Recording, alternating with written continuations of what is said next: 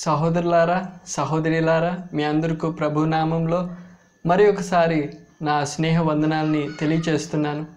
ఈ సందేశం మీతో పంచడానికి దేవుడు నాకు ఇచ్చిండే అవకాశం కోసం, ఈ అవసరం కోసం నేను దేవునికి స్తోత్రం చెల్లిస్తున్నాను.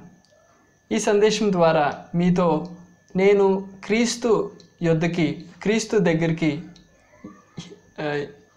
ఎట్లా వచ్చింది అని నేను పంచడానికి నేను ఆగ్రహించుతున్నాను. దానికన్నా ముందుగా నేను కొన్ని మాటలు క్రైస్తవ విశ్వాసం ఎట్లాంటిది, ప్రభు అయిన యేసు క్రీస్తుడు ఎవరు అని నేను మీతో పంచాలని నేను ఆగ్రహించుతున్నాను. ఎంతోమంది యోచన చేసేది ఏమంటే, ప్రభు అయిన యేసు క్రీస్తు వారు క్రైస్తవ ఈ మతం అథవా ధర్మం, ఈ ధర్మం స్థాపకుడు, మరి స్థాపకుడు కాక నాయకుడు అని యోచన చేస్తారు. అయితే మనం దేవుని వాక్యం నుంచి అర్థమయ్యే సత్యం ఏమంటే, మనమందరూ దేవుని ముందర పాపులై ఉన్నాం.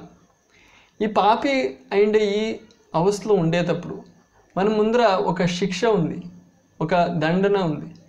ఆ శిక్ష ఏమంటే, మనము ఈ భూలోకంలో సచ్చిన తర్వాత మనము నరకంలో పోయి మన ఆత్మడు ఈ శరీరంని విడిచిపెట్టి ఆత్మ పోయి నరకంలో పోయి ఈ పాపం కోసము శిక్ష అనుభవించాల్సి ఉంది.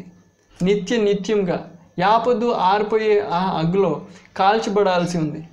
ఈ ఒక శిక్ష నుంచి మమ్మల్ని రక్షించటానికి దేవుడు మమ్మల్ని ప్రేమించినాడు, మన పైన కృప చూపినాడు. మమ్మల్ని రక్షించటానికి ఆయన చేసింది ఏమో అదే ఒక సువార్త. దాన్ని మనము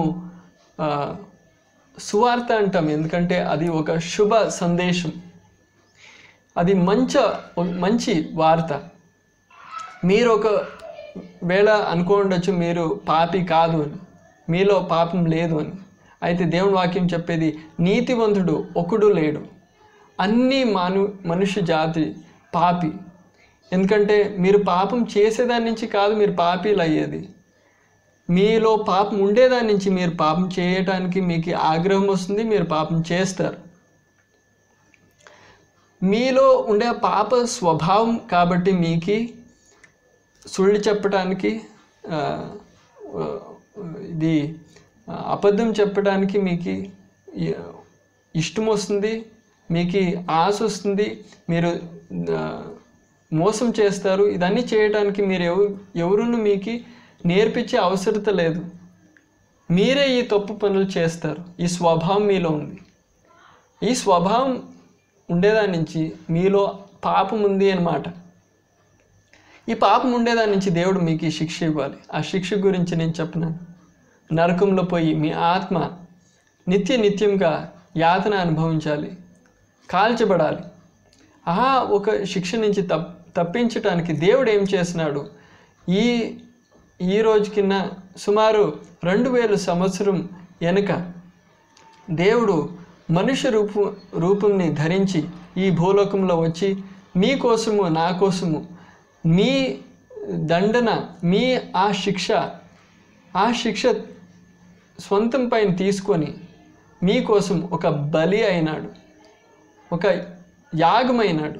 ఆ యాగం పైన, ఆ బలి పైన మీరు విశ్వాసం పెడితే మీకు రక్షణ కలుగుతుంది. మీరు రక్షింపబడవచ్చు, రక్షణ పొందవచ్చు. ఆ రీతి సిలువ పైన మరణించిన తర్వాత ఆయన 3వ దినం మృత్యుంజయుడై లేచినాడు. మృత్యుంజయుడై లేచిన ఒకే వ్యక్తి ఉండేది. మీ పాపాల కోసం వెల చెందిండే ఒకే వ్యక్తి ఉండేది, ఆయన ప్రభు అయిన యేసు క్రీస్తు. యేసు అనగా ఆ పదంది అర్థము రక్షకుడు, లేకపోతే రక్షణ. ఎందుకంటే మిమ్మల్ని రక్షించటానికి వచ్చింది కాబట్టి ఆ పేరు తీసుకొని దేవుడు ఈ భూలోకంకి వచ్చినాడు. క్రీస్తు అనగా అభిషిక్తుడు. యేసు క్రీస్తు అంటే అభిషిక్తుడైన రక్షకుడు అని అర్థం. ఆయన వచ్చింది మిమ్మల్ని రక్షించటానికి. వేరే ఒక ధర్మమో ఒక మతం స్థాపించటానికో, ఎన్నో మతాలు ఉన్నాయి దాంతో పాటు ఇంకొక మతం చేర్చడానికి కాదు వచ్చింది. మీ ముందర ఈ ఒక శిక్ష ఉండే, ఆ శిక్ష నుంచి మిమ్మల్ని తప్పించటానికి, రక్షణ ఇవ్వటానికి వచ్చింది. ఒక చిన్న ఒక సముదాయం, క్రైస్తవ సముదాయం మాత్రం కాదు వచ్చింది. ఈ మనుష్య జాతి మీ ఏమే సంప్రదాయం అయ్యండి, మీరు ಯಾವ దేశం వాళ్ళే అయ్యండి, మిమ్మల్ని అందరినీ రక్షించడానికి ఆయన వచ్చింది. కాబట్టి యేసుక్రీస్తు యొక్క అవసరత అందరికీ ఉంది. ಯಾವ దేశంలో ఉంటేను అన్ని మనుషులకి, మీరు సహోదరి ఎవరే కానీ మీ అందరికీ యేసుక్రీస్తు యొక్క అవసరత ఉంది. ఎందుకంటే మీలో అందరిలోనూ పాపం ఉంది. ఆ పాపంకి సిక్కే సంబళం ఏమంటే మరణము. మీరు ఆ శిక్షకి గురి అయి ఉండారు.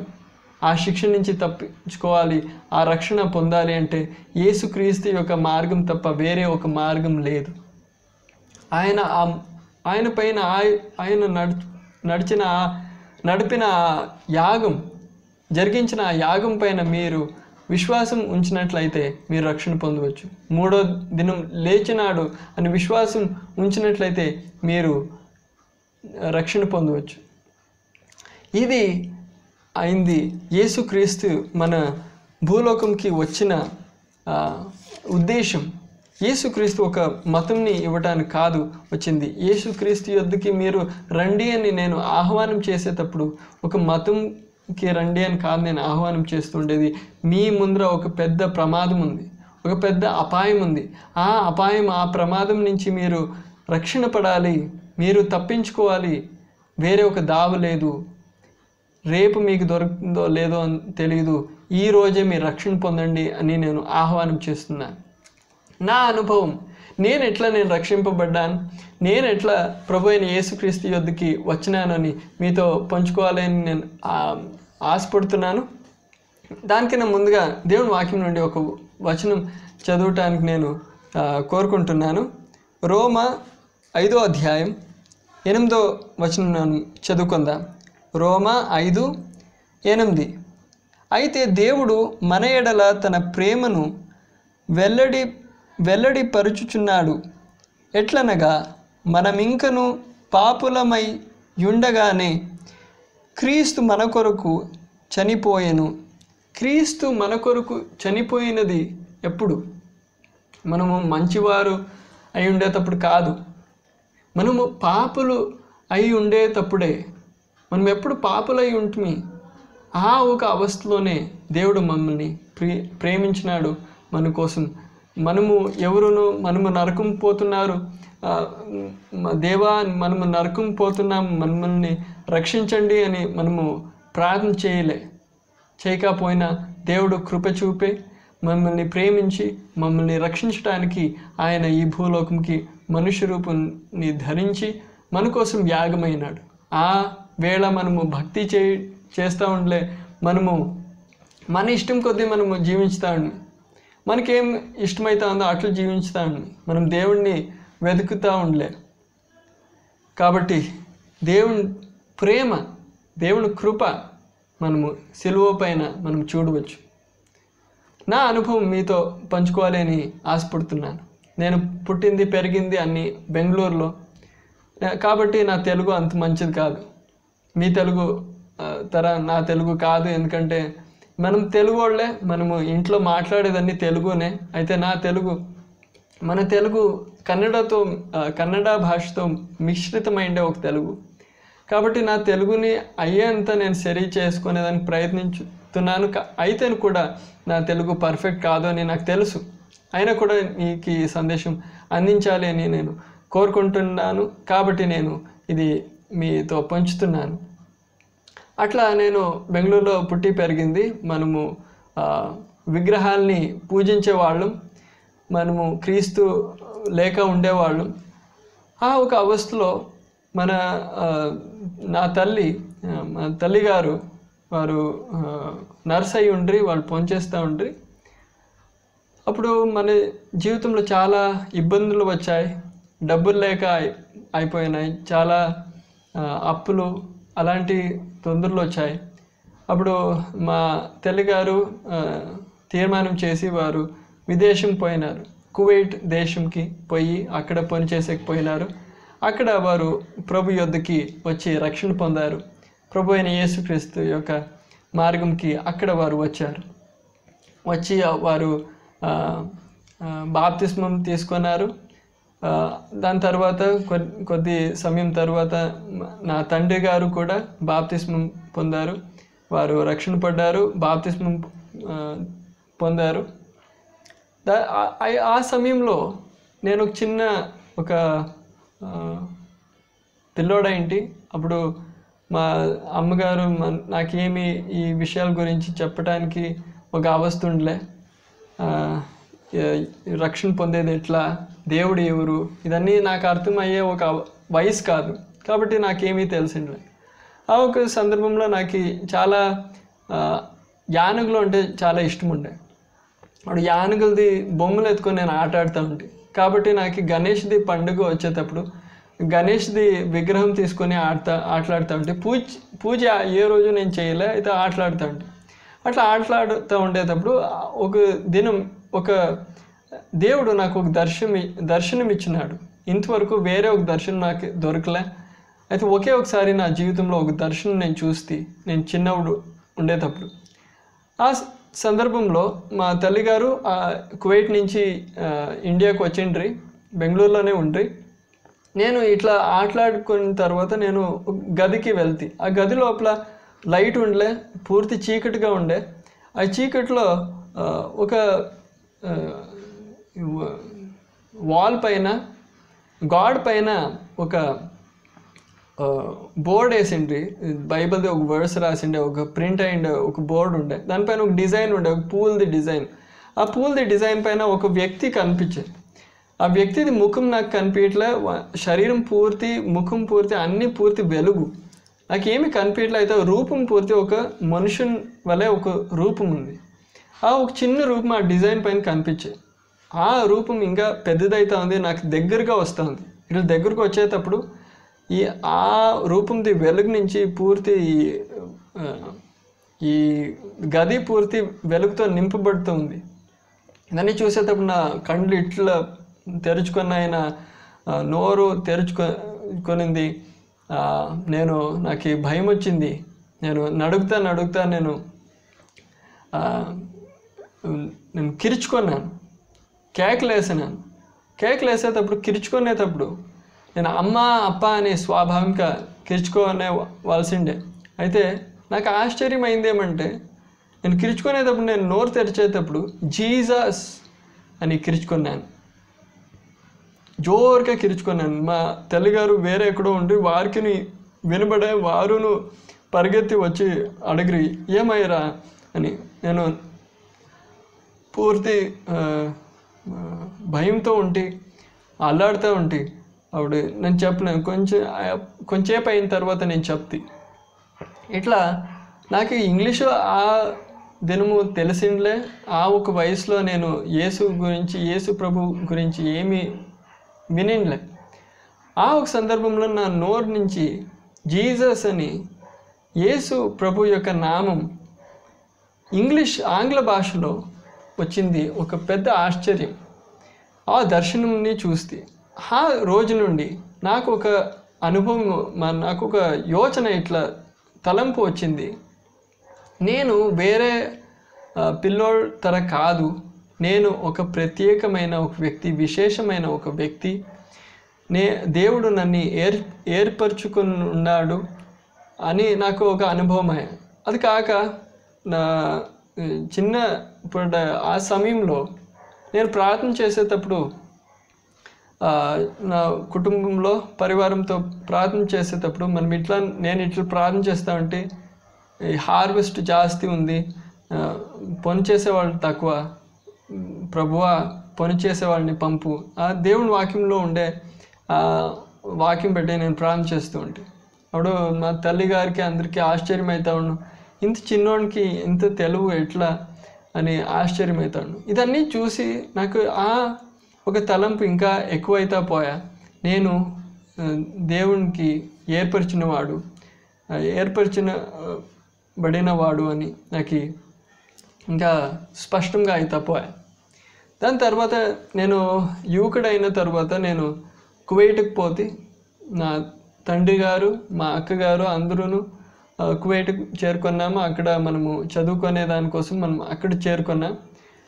అక్కడ చేరుకున్న తర్వాత నేను షురులో బాగా ఉండే, నేను సంఘంకి పోతా ఉంటే సంఘంలో సహవాసం ఉండే, ప్రార్థన చేస్తూ ఉండి. అయితే పోతా నేను దేవుడి నుంచి దూరం అయితే, నేను జీవితంలో మజా చేయాలి, నేను ఎంజాయ్ చేయాలి, నేను మూవీలు చూడాలి, మ్యూజిక్ వినాలి, నేను అది ఇది చెడ్డ పనులు నాకు అది చెడ్డ పనులు అనిపించలే, నాకు ఎంజాయ్ చేయాలి, నేను మజా చేయాలి అని నాకు అనిపించేది.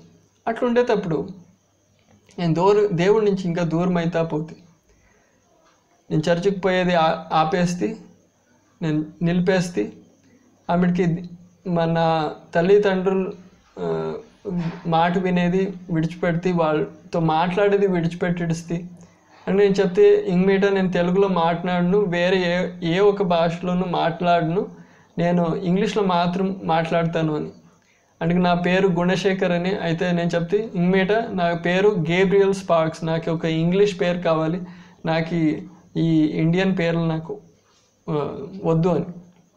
అట్లన్నీ ఆమెకి మన సహవాసంలో మలయాళీలు ఉంటారు. మలయాళీలు అంటే నాకు ఇష్టంలే, మలయాళం భాష అంటేనే ఇష్టంలే. అట్లా అయిపోయా. పోతా నేను ఇంకా చెడ్డ ఆ అభ్యాసంలో ఇంకా పెరుగుతా పోతే, తల్లిగారు నన్ను అది ఇది చెప్పేదానికి చూసి, అయితే పోతా వాళ్ళు దాన్ని విడిచిపెట్టి పాస్టర్ని తెప్పించి వాళ్ళని చెప్పేదానికి చెప్తా ఉంటే, వాళ్ళు వచ్చి చెప్తా ఉంటారు. అయితే పోతా నేను ఎంతో ఇంకా చాలా చెడ్డోని అయ్యేది చూసి, మా తల్లిగారు ఇట్లా తీర్మానం చేసి, ఇమ్మీట నేనేమి చెప్పను, నేను ఉత్త ప్రార్థన చేస్తాను, కన్నీళ్ళతో ప్రార్థన చేస్తాను. చాలా కన్నీళ్ళతో మా తల్లిగారు నా కోసం ప్రార్థన చేస్తూ ఉంటారు. వాళ్ళు ప్రార్థన చేస్తూ ఒక దినము మా తల్లిగారు ఒక బుక్ తెచ్చినారు. పని అయిన తర్వాత ఇంటికి వచ్చి ఒక బుక్ తెచ్చినారు. ఆ పుస్తకంలో ఒక మంత్రవాది గురించి ఒక వాడి జీవితం గురించి దీంట్లో ఉంది. దీంట్లో కొన్ని మాటలు భయం అవుతుంది చదివితే, జాగ్రత్తతో చదువు అని చెప్పిపోయేది. నాకే ఆధ్యాత్మికంగా ఉండే ఒక విషయం నాకు ఇష్టం, అంత ఇంట్రెస్ట్ లేదు. అయితే దీన్ని నేను విన్నప్పుడు నాకు ఇంట్రెస్ట్ కలిగింది. నేను చదివేది మొదలుపెట్టినాను. చదువుతా వాడి అనుభవం చెప్పేది. మంత్రవాది ఈ పిశాచుల కోసం, దయ్యాల కోసము వాడు పనిచేసేవాడు. వాడు దేవుని బిడ్డల విరుద్ధంగా, క్రైస్తవుల విరుద్ధంగా వాడు విరుద్ధంగా పోయి వాడిని చంపే ప్రయత్నం చేసేటప్పుడు దేవుడు వాడిని ఎట్లా సంరక్షిస్తూ ఉండే అని వాడు అనుభవంతో చెప్తాడు. ప్రభు అయిన యేసుక్రీస్తు యొక్క పేరు, ప్రభు అయిన యేసుక్రీస్తు యొక్క రక్తంలో ఎంత బలం ఉంది, ఎంత శక్తి ఉంది అని వాడు చెప్తాడు. క్రైస్తవులు ప్రార్థన చేసేటప్పుడు ఎంత బలం ఉంది, శక్తి ఉంది అని చెప్తాడు. ఇది నైజీరియాలో జరిగిండేది. వాడి పేరు ఇమాన్యుయల్ ఆమోస్ ఈనాయ్ అని. వాడి అనుభవం చెప్పేది. అప్పుడు నాకు ప్రార్థన అంటే అంత నాకేమి ఇంట్రెస్ట్ లే. అప్పుడు ఇదన్నీ చదివేటప్పుడు నాకు అనిపించే, దీంట్లో ఏమో నిజం ఉండొచ్చు, దీంట్లో ఏమైనా ప్రయోజనం ఉంది. దాని తర్వాత పోతా వాడి జీవితంలో ఇట్లా ఒక ఘటన జరిగే.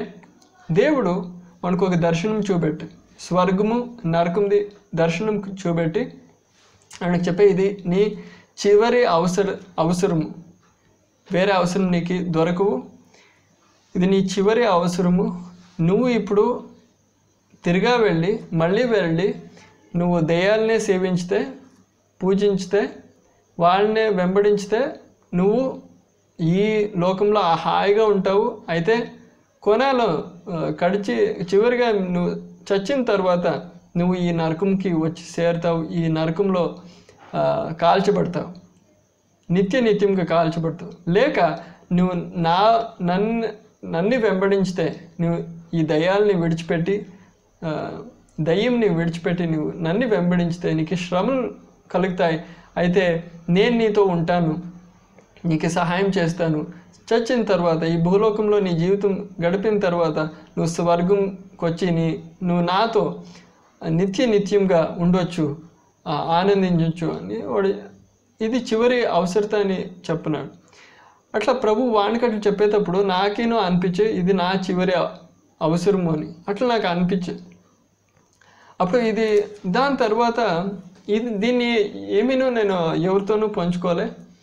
దాని తర్వాత దేవుడు నాతో మాట్లాడేది మొదలుపెట్టినాడు.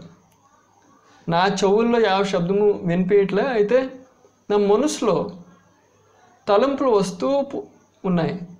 నేను దాన్ని నిలపలేకపోతున్నాను. ఎవరో నాతో మాట్లాడుతున్నాడు. నువ్వు స్కూల్లో ఉండేటప్పుడు వేరే పోకిరి చిన్నోళ్ళు నిన్ను హింస చేయక నిన్ను ఉంచింది, నిన్ను సంరక్షించింది నేను, నీ తల్లి నీకోసం ఎంత ప్రార్థన చేస్తుంది, అట్లన్నీ నాతో ఎవరో వాదిస్తూ ఉండేతారా ఒక అనుభవం. నేను ఈ శబ్దంని ఆపలేకపోతున్నాను. నేను బెడ్ పైన పోయి పనుకునేదానికి ట్రై చేస్తాను, నాకు కావట్లే. ఎవరో నాతో మాట్లాడుతున్నాడు.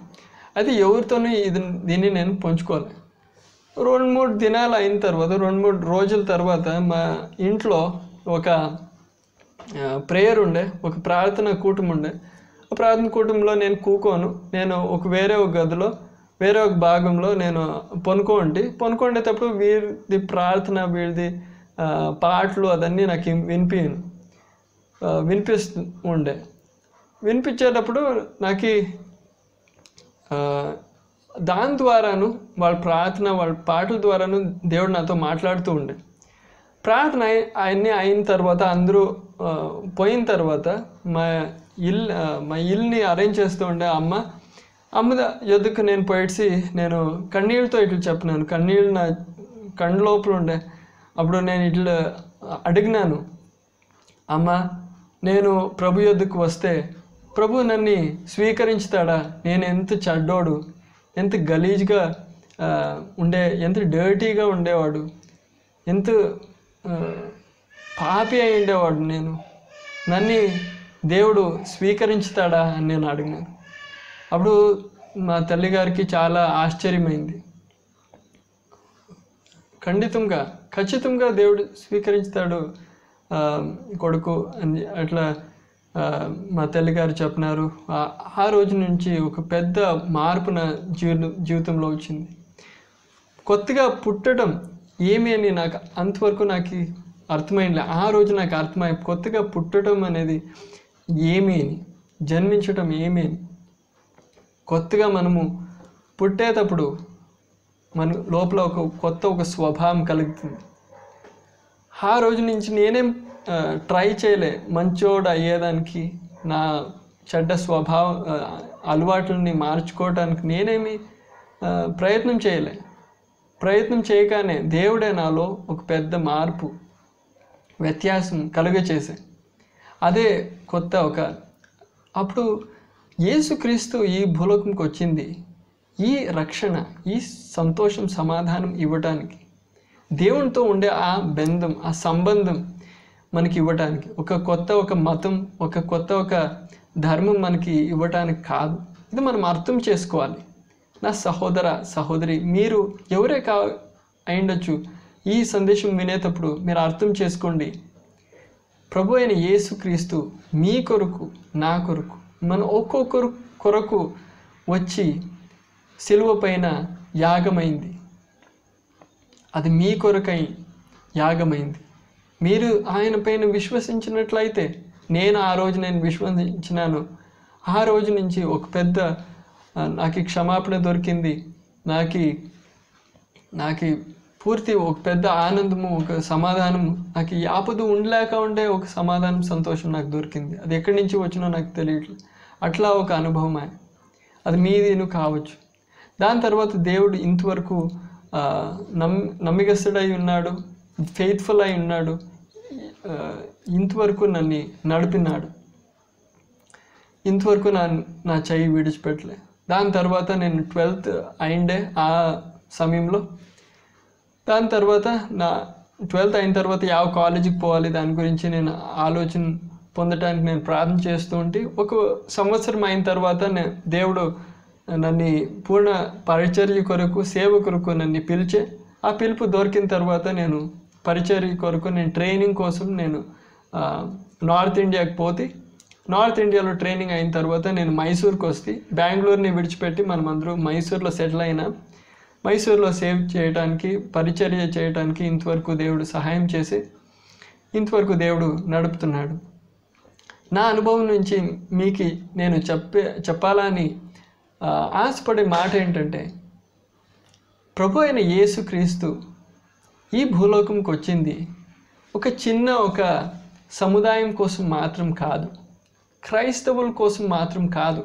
యేసుక్రీస్తు యొక్క రాకట అది అందరి కోసం అయింది. సమస్త మానవ జాతి మనుష్యుడు అందరూ పాపీలు అయి ఉంటారు, దేవుని ముందర పాపులు అయి ఉంటారు. ఆ పాపం నుంచి వచ్చే ఆ శిక్ష, ఆ సంబళం ఏమంటే మనము నరకంలో నిత్యంగా యాపద్దు ఎన్నడూ ఆర్చబడక ఉండే ఆ అగ్నిలో మనం కాల్చబడాలి. దాని నుంచి తప్పించడానికి మీకోసం దేవుడు ఒకే దేవుడు ఉండేది. భూమి ఆకాశాన్ని సృజించిన వాడు. భూమి ఆకాశాలు దేవుడు కావు, భూమి ఆకాశాలని సృజించిన వాడు దేవుడు. ఆ సృష్టికర్తుడైన ఆ దేవుడు మీ కొరకై సుమారు ఈ రోజు నుండి 2000 సంవత్సరం వెనుక యేసుక్రీస్తు ఆ పేరుతో వచ్చినాడు. ఆ యేసు ఆ పేరులో అర్థం రక్షకుడు. క్రీస్తు అంటే ఆ పదంది అర్థం అభిషిక్తుడు అని. అభిషిక్తుడైన రక్షకుడు. ఆ రక్షకుడు వచ్చింది, ఆ పేరుతో వచ్చింది. దేవుడు ఒక అవతారం కాదు, ఒక సాధారణమైన ఒక మనిషి కాదు. దేవుడు ఏకైక సత్య దేవుడు మీకోసం ఈ మనుష్య రూపం ధరించి మిమ్మల్ని రక్షించటానికి వచ్చింది. ఆయన జరిగించిన ఆ యాగం పైన మీరు విశ్వసించితే నమ్మినట్లయితే మీరు రక్షణ పొందవచ్చు. ఆ యాగం తర్వాత మూడు రోజుల తర్వాత 3వ రోజు ఆయన లేచినాడు, మృత్యుంజయుడైనాడు. ఆ పునరుత్థానం పైన మీరు నమ్మినట్లయితే మీరు రక్షణ పొందవచ్చు. ఇదే సువార్త. ఈ సువార్త మీకు అందించడానికి దేవుడు నాకు కృప ఇచ్చిన దానికోసం నేను స్తోత్రం చేస్తున్నాను. యేసు యొద్దకి, ప్రభు అయిన యేసుక్రీస్తు యొద్దకి రండి అని నేను మిమ్మల్ని అందరినీ ఆహ్వానిస్తున్నాను. ఈ సందేశం ద్వారా ఒక్కొక్కరిని దేవుడు రక్షణ ఆ మార్గంకి తేని, అది కాక యేసుక్రీస్తు మన జీవితంలో ఏమిటికి వచ్చింది, ఈ లోకంలో ఏమిటికి వచ్చింది అని అందరికీ అర్థం కాని అని నేను ఆశపడుతున్నాను, ప్రార్థించుతున్నాను. దేవుడి ఈ సందేశం ద్వారా మీ అందరినీ అధికంగా ఆశీర్వదించును గాక.